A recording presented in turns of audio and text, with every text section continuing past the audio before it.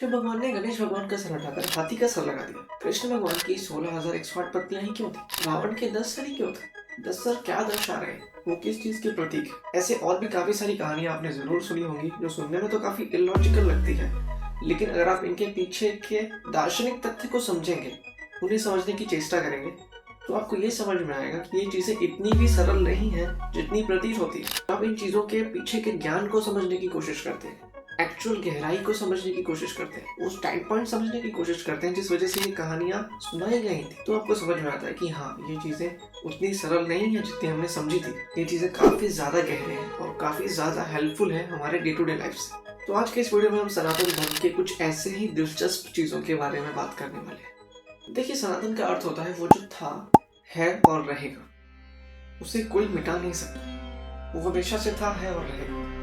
और यहाँ पे समझने वाली बात ये भी है कि ये ऐसा कुछ नहीं है जिसे फॉलो करना है, ये कोई ऐसा धर्म नहीं है, कोई ऐसी मान्यता नहीं है या फिर कोई ऐसा रिलीजन नहीं है जिसे फॉलो करना ही है।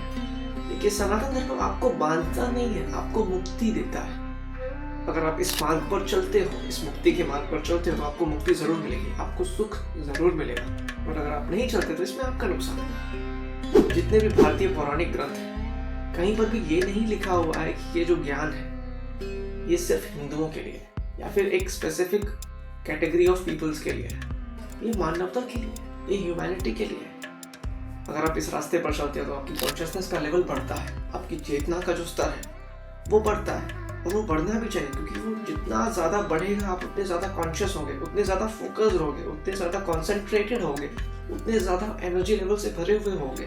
और जो इस मार्ग पर नहीं चलता है, इन सारी चीज़ों को नहीं समझता है, वो सिर्फ सांसारिक चीज़ों में ही रह जाता है और वो इस सुख को प्राप्त नहीं कर पाता। अब हाई कॉन्शियसनेस लेवल क्यों चाहिए?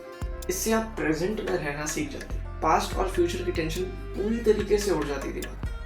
हमें ये समझ में आने लगता है कि जो भी है अभी है, प्रेजेंट में, और कुछ भी नहीं है। इस मोमेंट से अच्छा, इस मोमेंट से बेहतरीन, इस मोमेंट से स्पेशल और कुछ भी नहीं हो सकता अपने पूरे लाइफ। और ऐसा भी कहा गया है हमारे उपनिषदों में कि जो प्रेजेंट में रहना सीख गया उसने तो आधी स्पिरिचुअलिटी खत्म कर ली। जब आप प्रेजेंट में रहना सीख जाते हो, जो आपका मेंटल वेव है, जो भी मेंटल चैटरिंग है, वो सीज होना चालू हो जाती है, उसमें गिरावट आनी चालू हो जाती है। ये तो एक लेवल 1 हो गया। लेवल 2 क्या होता है इसका कि आप सिर्फ हो, सिर्फ आपकी कॉन्शियसनेस है, यू आर जस्ट देयर, आपकी सिर्फ चेतना है वहाँ पे। पहला तो कि आप प्रेजेंट होने चाहिए, दूसरी बात यह है कि आपकी सिर्फ कॉन्शियसनेस है। आई डू नॉट एग्जिस्ट, आई है ही नहीं कहीं पर भी, सिर्फ आपकी कॉन्शियसनेस है। ऐसी स्टेट में रह पाना टफ है। काफ़ी रिगरस प्रोसेस ऑफ मेडिटेशंस लगते हैं, काफ़ी टाइम तक आपको ये प्रैक्टिस करना होता है और मेडिटेशन टेक्निक्स को, योग प्रोसेस को, तब जाके आप इस स्टेट पे पहुंच सकते हैं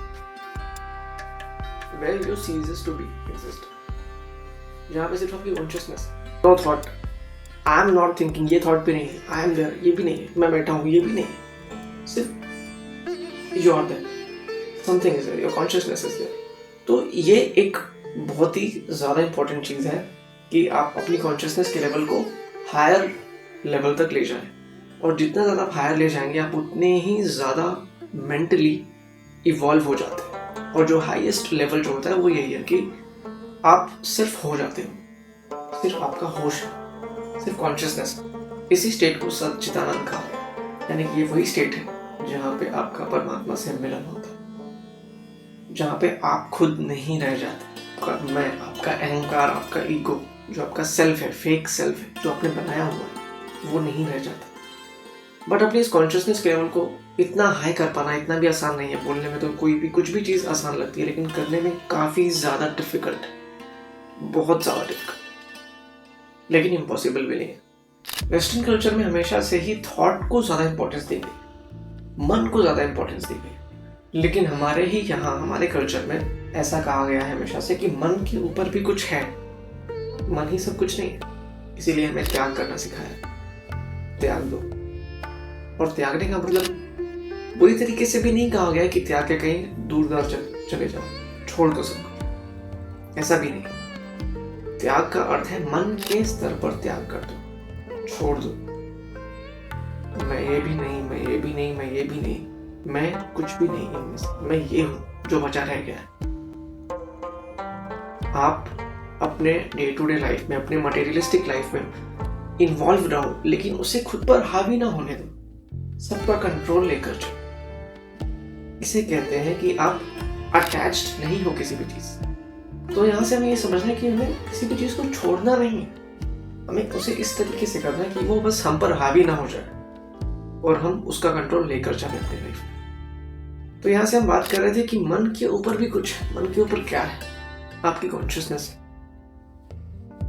और आपकी कॉन्शियसनेस है, मेरी कॉन्शियसनेस अलग नहीं है। कॉन्शियसनेस सेम होती है, कॉन्शियसनेस है ही वही, कुछ अलग नहीं है।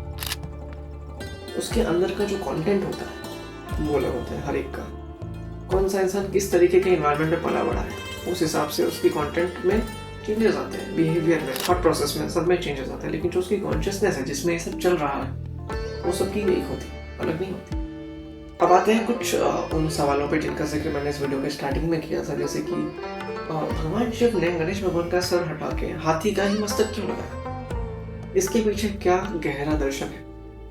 तो इसके पीछे का दर्शन ये है कि जो गणेश भगवान का जो पहला वाला जो सर था वो नॉर्मल ह्यूमन माइंड को दर्शाता, यानी कि इग्नोरेंस को, अज्ञान को। मेजॉरिटी ऑफ द लोग ज्ञान से इग्नोरेंट होते हैं, उन्हें पता नहीं होता। लेकिन जब वो शिव से गुजरते हैं, कड़ी साधना से गुजरते हैं, मेडिटेशन से गुजरते हैं, योग से गुजरते हैं, शांति से गुजरते हैं, तो उनका माइंड इवॉल्व होता है, बड़ा होता है, मैच्योर होता है, ज्ञानी बन जाता है। वो ऐसा कुछ भी नहीं करेगा जिससे उससे या फिर किसी और को हानि हो, यानी कि वो एक तरीके से परमात्मा हो गए। इसीलिए हम कृष्ण और राम को भगवान का नाम देते हैं। वो थे तो इंसान ही, हमारी हिस्ट्री, लेकिन उन्होंने कुछ ऐसा किया जिसकी वजह से हम उन्हें भगवान का दर्जा देते हैं।